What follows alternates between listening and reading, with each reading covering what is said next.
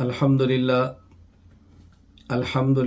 وحدہ لا شریک لہ والصلاة والسلام علی من لا نبی بعدہ وعلی آلہ واصحابہ الذین اوفوا عہدہ اما بعد فاعوذ باللہ من الشیطان الرجیم بسم اللہ الرحمن الرحیم انا اعطیناک الکوثر فصل لربک وانحر ان شانئک هو الابتر اللہم صلی علی محمد وعلی آل محمد کما صلیت علی ابراہیم وعلی آل ابراہیم انک حمید مجید اللہم بارک علی محمد وعلی آل محمد کما بارکت علی ابراہیم وعلی آل ابراہیم انک حمید مجید۔ اللہ تعالیٰ کے فضل اور کرم سے آج ہم مسائل قربانی کے عنوان پر 3 دن تک مسلسل سبق پڑھیں گے۔ مسائل قربانی کے حوالہ سے ابتداءً یہ بات ذہن نشین فرما رہے ہیں کہ ہمارے 13 اسباق ہوں گے انشاءاللہ العزیز۔ سبق نمبر 1 قربانی کا ثبوت، سبق نمبر 2 قربانی کا حکم، سبق نمبر 3 قربانی کے جانور، سبق نمبر 4 قربانی کے جانوروں کی عمر، سبق نمبر 5 قربانی کے شرکاء اور ان کی تعداد، سبق نمبر 6 قربانی کے دن، سبق نمبر 7 قربانی کا وقت، سبق نمبر 8 شرائط وجوب قربانی، سبق نمبر 9 قربانی کا نصاب، سبق نمبر 10 ذبح کون کرے، سبق نمبر 11 شبہات اور ان کے جوابات، سبق نمبر 12 قربانی سے متعلق چند فوائد، سبق نمبر 13 قربانی کے چند عمومی مسائل۔ آج سبق نمبر 1 ہم پڑھیں گے انشاءاللہ العزیز۔ سبق نمبر 1 کا عنوان ہے قربانی کا ثبوت، یعنی جو ہم عید کے دنوں میں اللہ کے نام پر جانور قربان کرتے ہیں تو یہ قربانی کن دلائل سے ثابت ہے۔ دلیل نمبر 1 سورۃ المائدہ آیت نمبر 27 وَاتْلُ عَلَيْهِمْ نَبَأَ ابْنَيْ آدَمَ بِالْحَقِّ إِذْ قَرَّبَا قُرْبَانًا فَتُقُبِّلَ مِنْ أَحَدِهِمَا وَلَمْ يُتَقَبَّلْ مِنَ الْآخَرِ قَالَ لَأَقْتُلَنَّكَ قال انما يتقبل اللہ من المتقین۔ اللہ تعالیٰ نے ارشاد فرمایا کہ اے میرے پیغمبر، ان کے سامنے آدم علیہ السلام کے 2 بیٹوں کا قصہ بیان فرمائے۔ جب دونوں نے قربانی کی، ایک ہی قربانی اللہ تعالیٰ نے قبول فرما لی اور ایک ہی قربانی قبول نہیں ہوئی۔ ایک شخص جس کی قربانی قبول نہیں ہوئی اس نے دوسرے سے کہا کہ میں تجھے قتل کر دوں گا۔ یہ واقعہ لمبا ہے، میں واقعہ اس وقت سنانا نہیں چاہتا، میں مختصر بات عرض کرنا چاہتا ہوں۔ قال انما يتقبل اللہ من المتقین، تو دوسرے بیٹے نے کہا کہ اللہ تعالیٰ تقوی اختیار کرنے والوں کی، متقین کی، مخلصین کی قربانی قبول کرتا ہے۔ اس آیت کے تحت حکیم الامت مجدد الملت مولانا اشرف علی تھانوی نور اللہ مرقدہ وفات 1362 ہجری امداد الفتاوی میں تحریر فرماتے ہیں، یعنی امداد الفتاوی میں اس آیت کی روشنی میں فرماتے ہیں حضرت آدم علیہ السلام کے بیٹوں حابیل اور قابیل کا قصہ قرآن شریف میں مذکور ہے کہ حابیل نے قربانی کی تھی اور اللہ کے ہاں مقبول ہوئی تھی، اور وہ جانور ان کی قربانی کا اونٹ تھا یا مینڈا، علی اختلاف روایات تفسیر، یعنی بعض روایات میں ہے کہ وہ مینڈا تھا، بعض روایات میں ہے کہ اونٹ تھا۔ اونٹ ہو یا مینڈا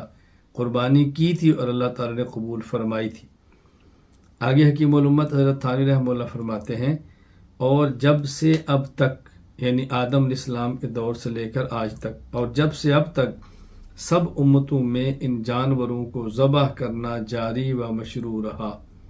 یعنی قرآن کریم سے ثابت ہے کہ قربانی اللہ کے نام پہ جانور کو ذبح کرنا حضرت آدم علیہ السلام کے دور سے آج تک تسلسل کے ساتھ چل رہی ہے۔ دلیل نمبر 2 سورۃ الحج آیت نمبر 34۔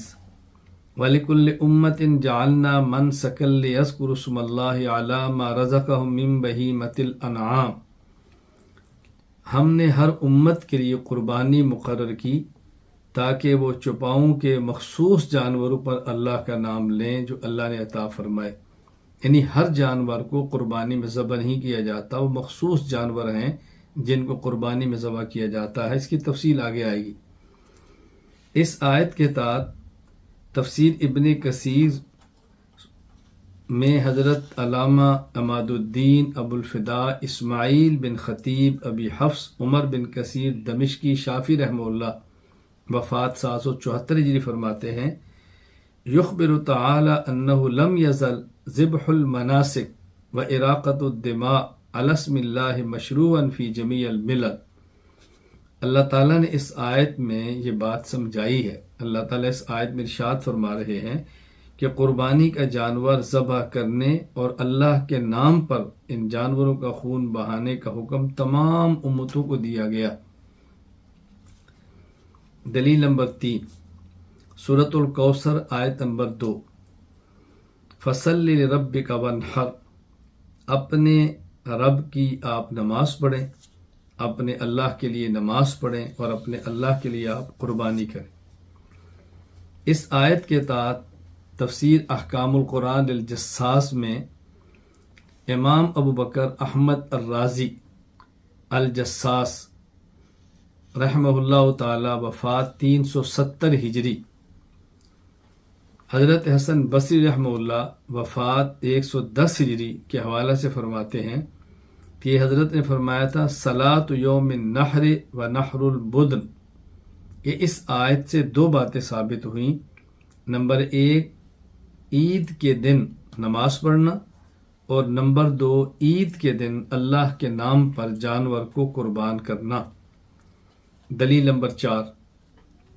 سنن ابن ماجہ باب ثواب الاضحیہ میں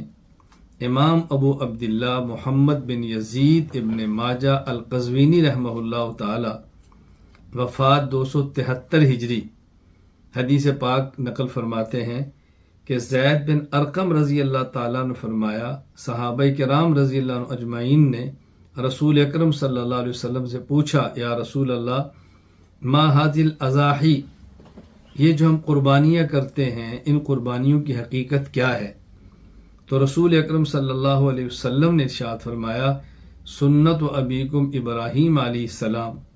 یہ تمہارے جد امجد حضرت ابراہیم علیہ السلام کی سنت اور طریقہ ہے۔ صحابہ نے پھر پوچھا، فما لنا فیہا یا رسول اللہ، جب ہم قربانی کریں گے، جانور ذبح کریں گے، تو اللہ کے نبی ہمیں اس پہ اجر کیا ملے گا؟ تو رسول اکرم صلی اللہ علیہ وسلم فرمایا، بکل شعرۃ حسنہ، ہر بال کے بدلے ایک نیکی ملے گی۔ صحابہ نے پھر عرض کیا، فصوف یا رسول اللہ کے نبی، ایک جانور وہ ہے کہ جس میں پشم اور اون ہوتی ہے، جیسے دمبا ہے، بھیڑ ہے، مینڈا ہے، اس میں کیا ملے گا؟ فرمایا بکل شعرۃ من الصوف حسنہ، جس طرح بکری اور گائے پر بال ہیں اسی طرح جو پشم کے اندر بھی بال ہوتے ہیں، تو یہاں بھی ہر بال کے بدلے میں اللہ تعالیٰ ایک نیکی عطا فرمائیں گے۔ دلیل نمبر 5، سنن ترمذی باب ما جاء فی فضل الاضحیہ، حضرت امام ابو عیسیٰ محمد بن عیسیٰ بن سورہ الترمذی رحمہ اللہ تعالی وفات 279 ہجری ایک حدیث مبارک نقل فرماتے ہیں، حضرت ام المومنین امی عائشہ رضی اللہ تعالیٰ عنہ نے فرمایا کہ رسول اللہ صلی اللہ علیہ وسلم نے فرمایا، ما عمل آدمی من عمل یوم النحر احب الی اللہ من احراق الدم، قربانی یوم النحر، قربانی کے دن انسان جتنے نیک اعمال کرتا ہے اس میں اللہ کو سب سے زیادہ محبوب اور پسندیدہ عمل وہ اللہ کے نام پر خون بہانا ہے، یعنی جانور کو ذبح کرنا ہے۔ انہ لیاتی یوم القیامہ بقرونها واشعارها وازلافها، اللہ اکبر، فرمایا قیامت کے دن یہ جانور اپنے سینگ، اپنے بال اور اپنے کھر، یعنی جانور اپنے بالوں، اپنے سینگوں، اپنے کھروں کے ساتھ اللہ کے دربار میں آئے گا۔ ان کے کھر کا بھی وزن ہوگا، اس کا بھی اجر ملے گا، سینگ پر بھی اجر ملے گا، بال پر بھی اجر ملے گا۔ وَإِنَّ الدَّمَ يَقَعُ مِنَ اللَّهِ بِمَكَانٍ قَبْلَ أَن يَقَعَ مِنَ الْأَرْضِ، اور ارشاد فرمایا کہ جانور کا خون ابھی زمین پر نہیں گرتا کہ اللہ کے ہاں اس سے پہلے مقبول ہو جاتا ہے۔ فَطِيبُوا بِهَا نَفْسًا، لہذا تم خوش دلی سے جانور کی قربانی کیا کرو۔ دلیل نمبر 6، مصنف عبدالرزاق، باب فضل الضحایا والہدی۔ امام عبدالرزاق بن حمام الصنعانی رحمہ اللہ وفات 211 ہجری حدیث پاک نقل فرماتے ہیں، ام المومنین امی عائشہ رضی اللہ تعالیٰ عنہ نے فرمایا کہ نبی کریم صلی اللہ علیہ وسلم نے فرمایا ضحو، قربانی کیا کرو، وطیبوا بہا انفسکم، اور قربانی کر کے اپنے آپ کو، اپنی جانوں کو پاکیزہ کرو۔ یعنی جانور اللہ کے نام پہ ذبح کرو گے، اللہ اس کے بدلے میں تمہاری جان کو پاک کر دیں گے، تمہاری جان کو محفوظ فرما دیں گے۔ اللہ تعالیٰ تمہاری جانوں کو حفاظت فرمائیں گے۔